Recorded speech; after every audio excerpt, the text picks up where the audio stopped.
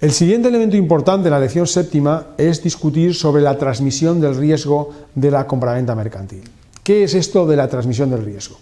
Bien, como hemos dicho antes, en derecho español la compraventa no transmite la propiedad, la compraventa genera obligaciones, la principal del vendedor es entregar la cosa, pero ¿qué ocurre si una vez perfeccionado el contrato la cosa se pierde, se perece o se deteriora sin culpa de nadie? Bueno, si la culpa es del vendedor, tendrá que asumir las consecuencias. Si el comprador compró la cosa y después se fue al almacén del vendedor con el que estaba enfadado y le prendió fuego, pues lógicamente el perecimiento ha sido su culpa y lo tiene que soportar.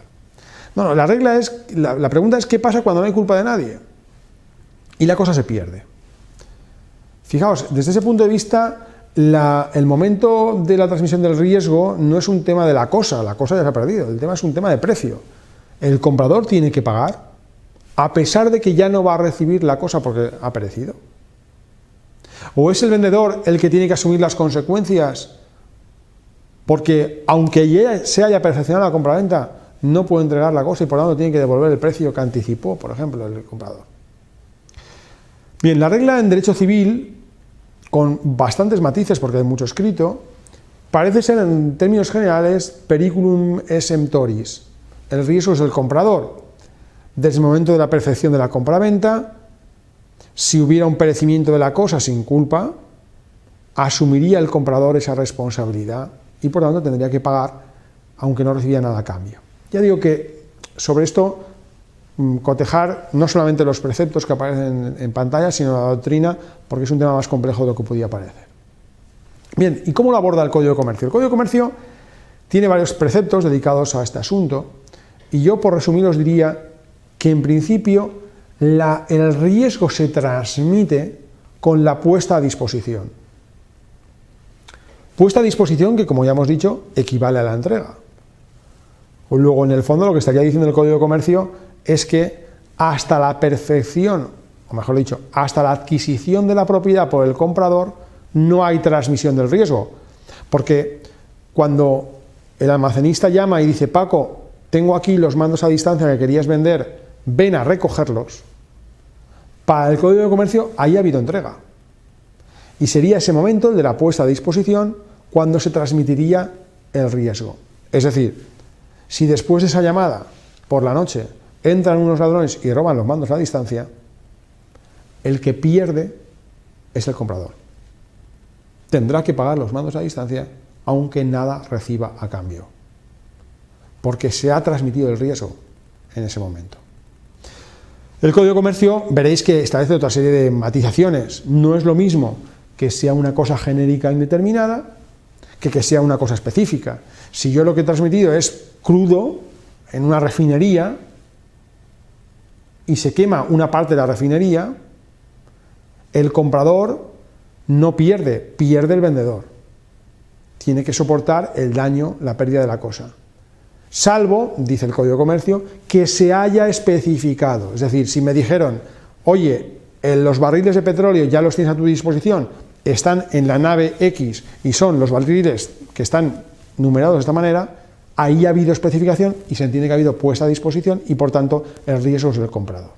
Como veis, un complejo régimen que tenéis que estudiar atentamente. En materia de incumplimiento del contrato, los incumplimientos son de la obligación de entrega, de pagar el precio o de recibir las mercancías.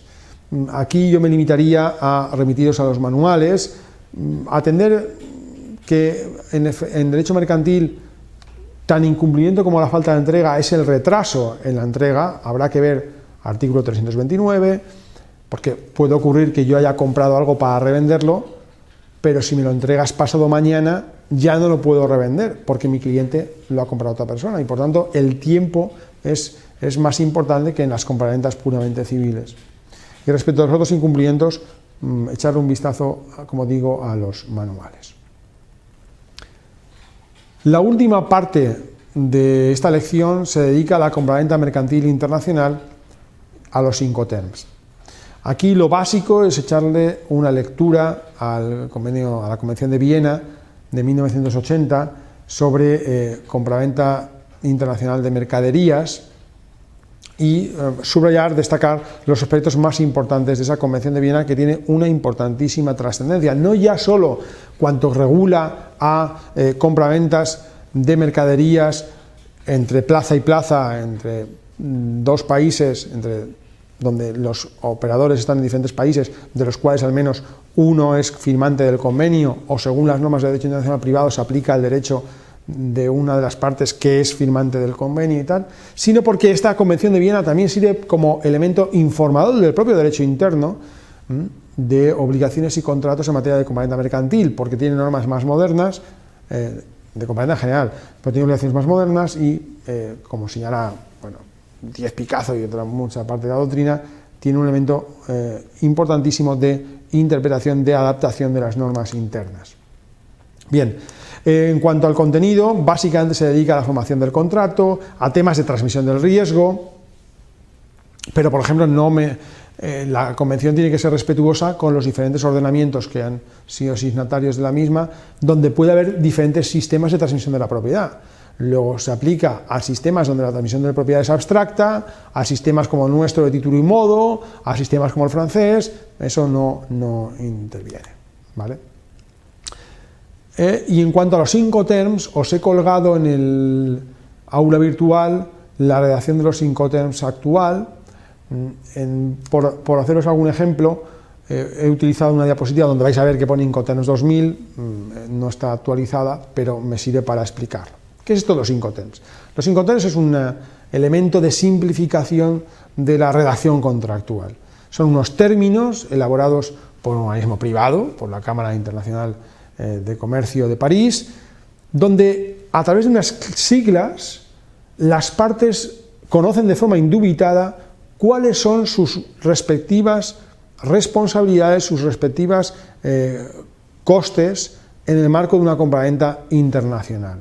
Por ejemplo, aquí tenéis una tabla, ya digo que no está plenamente actualizada, de los Incoterms acuñados en la versión de 2000 por la Cámara de Comercio Internacional.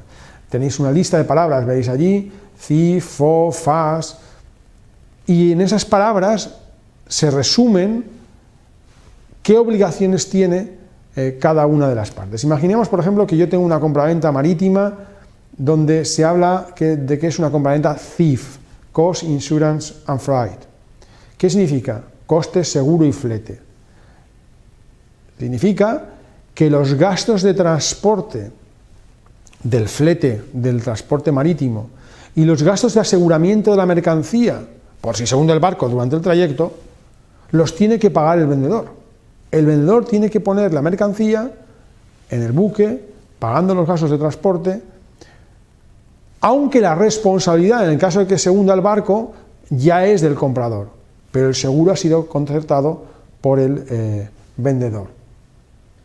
Si yo tengo una cláusula, por ejemplo, como estas, free alongside ship, significa que free alongside ship, libre al costado del buque, quiere decir que el vendedor de la mercancía va a soportar los gastos y la responsabilidad de llevar la mercancía al puerto y dejarla preparada al lado del buque.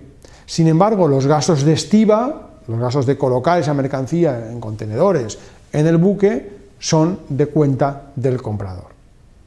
Echadle un vistazo a los diferentes términos que tenéis en la tabla en el aula virtual.